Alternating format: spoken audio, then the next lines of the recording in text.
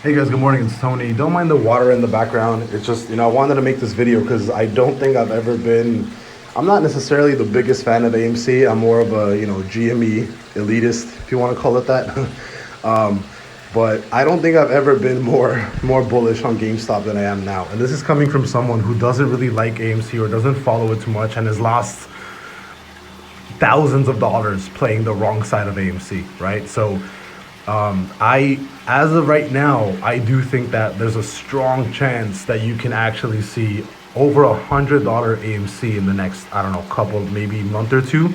I was doing the just the forecast and TA of what happened last time. We actually broke a similar, what is this called? Like a pennant. I don't, like I said, I don't really, I don't like trading patterns, candle patterns, all that much, unless they're 100% clear. I don't even know what these patterns are called, but and quite frankly, I really don't care what they're called because I don't really trade these patterns, right? But it's one of those things where I'm like, if something is clear, like a head and shoulders, or they have like a bullish bat or something like that, then I would 100% take the trade every single time based off of a candle pattern. But it has to be clear, like you can't even question what it is, right? That's the only way I take a trade.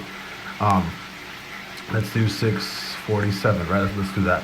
So the thing that I saw is that, last time you actually broke this, what is it, triangle, pennant, whatever you call it, you ran 527%. You're not going to run 520%. I hate when people do percentage runs like that. I think it's absolutely stupid. You're going to see more than likely a similar run in price. So a $60 move to the upside, right? $60 move to the upside. If you actually break this pattern, pennant, whatever you call it, I don't really care. As of right now, short term, it does look like AMC wants to go up and close the gap that was created back on like what, September 21st. So it does look like it wants to close that gap. And keep in mind that this would only happen, I'm only bullish on AMC if this downtrend that started back in, June 1st actually gets broken. So if this actually gets broken, I can see this run up happen. But the really crazy part is a $60 move from here is if you actually throw some fibs on here, look at what happens, right? Look what happens when you throw the fibs on here. You have almost an exact, 105 to like 110, a $5 like range that you essentially got here. So I would say that there's like a big chance that, this range right here possibly gets hit by AMC as soon as that pennant thing gets broken or whatever you call it, right? Like I can't stress enough how bullish this is if you actually break to the upside while you're about to close a bullish week. So every single time you actually had a bullish week close, look what happened. August 23rd, boom, major rally, right? Again, May 10th, look at this huge rally. Again, back here, bullish close. January 19th, boom, that first initial rally.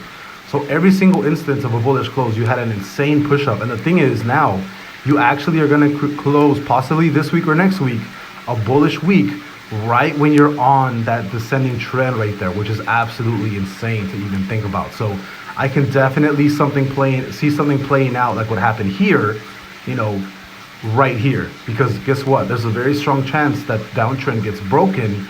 You close a bullish week and you have a massive move to the upside. At least that's what TA allows for, right? At least from TA's standpoint, you can have a massive move like that. And I think that 110, if that trend gets broken, is absolutely doable. And if you would have told me this like months ago, I would have been like, you're stupid.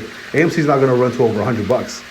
I can easily see AMC doing 106, 105 as soon as that downtrend gets broken from September 1st or whatever it was.